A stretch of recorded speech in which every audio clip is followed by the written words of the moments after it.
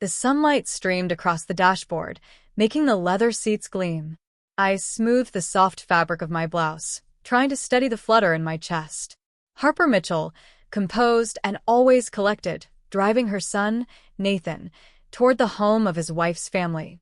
A quiet car ride that felt heavier than it should. "Mom, do you want me to drop you at the door?" Nathan asked, glancing nervously at me from the rearview mirror. "I think let's make a quick stop first," I said, trying to sound casual. "There's a supermarket just around the corner." Nathan blinked. "Okay, what do you need?" I smiled faintly, letting my mind wander to memories I'd kept locked away for years. The supermarket wasn't just about groceries. It was about timing, about control, about subtle messages only I would understand. My pulse quickened, a mix of anticipation and anxiety. As we slowed for the turn, I felt the seatbelt against my shoulder, the hum of the engine vibrating through my hands, the scent of freshly brewed coffee I'd picked up this morning still clinging to me. I tried to mask the tiny thrill of knowing that, after today, nothing would be the same. I was stepping into my past, but this time, I would arrive as someone my in-laws had never expected to see. Years ago, I was not the woman my in-laws would ever respect. I remember sitting on the faded green couch in their living room, hands trembling over a cup of lukewarm tea. My name was Harper Mitchell then, yes, but the confidence, the poise, the quiet power I carry now, it didn't exist. "You don't really belong here," my mother-in-law said, her tone sharp, slicing through the soft afternoon light streaming in through the kitchen window. "Maybe you should reconsider what you're doing with Nathan." The words hit harder than I expected. My throat tightened, and a lump formed that refused to go away. I could feel every eye in the room on me, weighing, judging, dissecting. My heart pounded like it wanted to escape my chest. I wanted to shrink, to vanish, but somehow I stayed. I clutched the small pendant my grandmother had given me before I left home, the one she always said would remind me of my worth, no matter what anyone else said. A tiny gold charm shaped like a key, smooth and warm against my palm. "Never let anyone make you feel small," she had whispered, her voice soft but unwavering. And that was when I decided I wouldn't let them dictate my life. I would not crumble under their judgment. That day, I left their house with my head high, but also with a quiet, burning determination. I would make a life where respect, independence, and success were non-negotiable. I rented a tiny studio apartment, worked 3 jobs, learned skills I didn't even know I had. Every rejection, every whispered insult became fuel. My hands were raw from long hours, my mind exhausted, but slowly, I began to build something solid, something that no one could take away. Even now, I can feel the sting of that living room, the cold glare from polished furniture, the way the sunlight caught the dust motes in the air, but I also feel the promise I made to myself. That promise was my anchor. That promise became the reason I am not the same Harper Mitchell they once underestimated. After that day, I became someone I didn't announce to the world. I moved into a small, sunlit apartment with paint peeling on the edges and a kitchen that smelled faintly of lemon cleaner. Every corner held the echo of my determination. I started freelancing, taking any job I could, from graphic design to event planning, anything that would stretch my mind and grow my skills. It wasn't easy. Some nights, I lay awake on my thin mattress, wondering if I had made a mistake, if the world would ever recognize what I was capable of. But then came Clara Reynolds, an older woman I met at a networking event, who had built a small empire from scratch. She looked at me one evening as I nervously shuffled my portfolio across the table and said, "You have talent, Harper. Don't let anyone dim it." Her voice, firm yet kind, became a compass. With Clara's guidance, I learned more than just work skills. I learned confidence, how to negotiate, how to claim space in rooms where others assumed I didn't belong. I remember the first time I closed a big client deal alone. The adrenaline rush wasn't just about the money, it was about proving quietly to myself that I could succeed on my own terms. I didn't flaunt it, not even to Nathan, not even to my family. Social media showed only glimpses, coffee cups at quaint cafes, neatly stacked notebooks, a smile here, a modest post there. The truth of my achievements remained hidden behind carefully curated ordinary moments. Step by step, my life began to shift. I leased a small office downtown, decorated with local art that inspired me, and hired a team that shared my vision. I watched my bank account grow. Yes, but more importantly, I felt the thrill of autonomy. For the first time, I could make decisions that affected me alone, without approval, without judgment. I started noticing small signs of change in myself. The way my shoulders no longer hunched in anticipation of criticism, the way I walked into rooms without hesitation, the calm clarity in my voice when I spoke. I had grown into a version of Harper Mitchell my in-laws would never expect, a version forged in quiet resilience and relentless ambition. And yet, the supermarket stop, the visit to my daughter-in-law's family, it was a stage set for a revelation they wouldn't see coming. Every late night, every whispered insult, every moment of self-doubt had led me to this point. And now, I held the power to step into that past and rewrite it entirely. We pulled into the driveway of Nathan's wife's family home. Everything looked the same. The neatly trimmed lawn, the white picket fence, the flower beds bursting with marigolds and petunias. But I was not the same Harper Mitchell they had known years ago. Nathan helped me out of the car, a hesitant glance in his direction. "Mom, are you sure about this?" "I'm sure," I said, letting a calm smile rest on my lips. Inside, the air smelled faintly of vanilla and polished wood. I could hear soft laughter from the kitchen, the clinking of dishes, and the subtle hum of conversation. My daughter-in-law, Lily Anderson, looked surprised to see me, her smile polite but cautious. "Harper, you made it," she said, her tone warm but laced with curiosity. I let the moment linger, letting them take in my presence. I wore a tailored dress, understated but elegant, with a pendant glinting at my throat, the same one my grandmother had given me. My heels clicked softly against the hardwood floor as I moved through the room, confident, grounded, in control.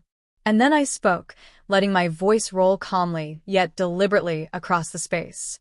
"I thought I'd stop at the supermarket on the way," I said casually, though every eye in the room sharpened. "I picked up a few things for tonight's dinner." Nathan handed me the bags I had asked for at the store, and I placed them on the counter with deliberate care. The smallness of the action, ordinary as it seemed, was layered with intention. They watched as I opened the bags, revealing not just groceries, but subtle signs of my life.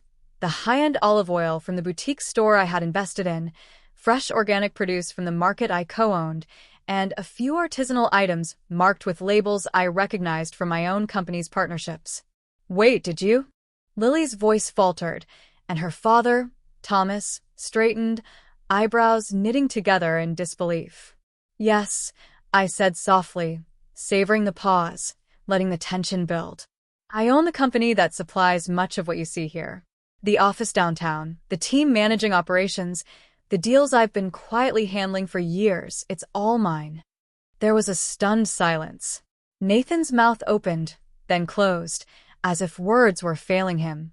Lily's eyes widened, a mixture of pride and shock. Thomas's jaw tightened. The disbelief on his face was palpable. I let them absorb the truth. I didn't need to shout it. I didn't need to justify it.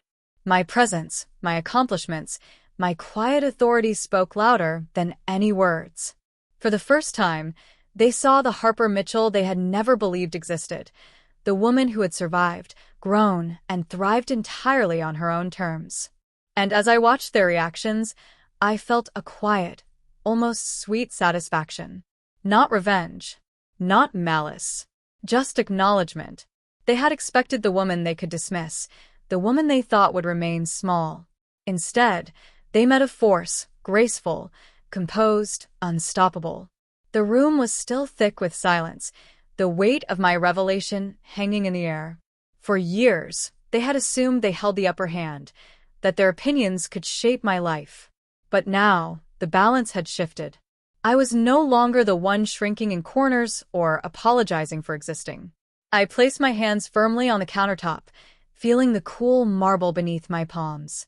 "I want to make one thing clear," I said, my voice calm but unwavering. "I am here, and I am not the same woman you once dismissed. Lily shifted uncomfortably, but I met her gaze steadily. I will support you, but there are conditions. This support isn't blind. It comes with growth, respect, and accountability. Thomas exhaled sharply, and Nathan fidgeted, but I continued. First, honesty. Every promise you make must be followed by action. No more excuses, no more hiding behind politeness to avoid responsibility. I looked at Lily. Second, self-respect. You need to pursue your ambitions without letting fear or judgment hold you back. I've learned that the world doesn't hand you power. It's earned, step by step. Then I address the household as a whole. Third, compassion without entitlement. Care for each other, but do not expect me to fix problems that you are capable of solving yourselves. I will guide, but I will not carry what is yours to bear. The tension was palpable, but I softened my tone just slightly, letting warmth creep in. I'm giving you a chance because I care. But I will not return to the days when my worth was questioned. Each of these conditions isn't punishment. It's a framework for growth, for healing, for respect. I paused, letting my words sink in, letting them visualize the future I was offering, one where our relationships could flourish without the old patterns of judgment and dismissal. Nathan finally nodded, a small but meaningful gesture of understanding. Lily's eyes glistened with a mixture of awe and gratitude. Even Thomas, stoic as ever, shifted slightly, the first crack in the wall of disbelief forming. Then I allowed myself a small smile, the kind that carries authority and empathy at the same time. This isn't about proving I'm better, I said. It's about showing that we can all do better. That respect, accountability, and courage can transform not just one life, but an entire family. For the first time, I felt the room exhale. The weight had shifted completely. I was no longer just Harper Mitchell. They had to meet her on her terms now. And I had done it without raising my voice, without resentment, just by embodying the strength I had fought for all these years. Days passed after that visit, and slowly I began to notice change, not just in them, but in myself. Nathan approached me one evening, a shy but proud smile on his face. Mom, I think Lily's really taking your advice to heart, he said, handing me a cup of tea. I smelled the faint hint of chamomile, a small comfort, and nodded. Lily had started pursuing her own projects, no longer deferring to doubts or fears. Thomas, too, had begun acknowledging the efforts around him, realizing that respect and responsibility could coexist with love. And me? I felt lighter, freer, no longer carrying the weight of proving my worth.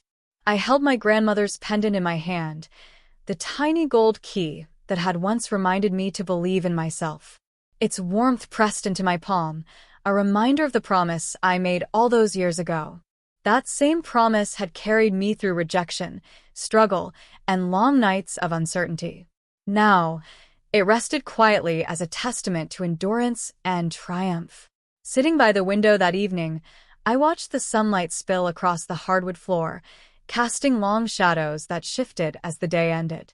The house was calm, filled with soft laughter and small conversations, a sense of harmony that hadn't existed before. I thought about how far I had come, from trembling hands on a worn couch to a woman who commanded respect with subtlety and grace. It wasn't revenge, and it wasn't about proving them wrong. It was about showing myself the life I deserved. I had rewritten the rules of my existence, and in doing so, had created an environment where growth and respect could flourish. I took a deep breath, the cool evening air brushing against my face, and smiled. The supermarket stop, the quiet reveal, the patient transformation, it had all led to this moment of clarity and peace. I realized, finally, that strength is not loud. It's quiet, consistent, and unwavering. It's the ability to step into a room and command presence without demanding it. It's the courage to set boundaries, to guide with compassion, and to honor one's journey. And as I sipped my tea, letting the last golden rays of the sun warm my face, I whispered to myself, more than anyone else, I am enough, I am strong, and I will never let anyone make me feel small again.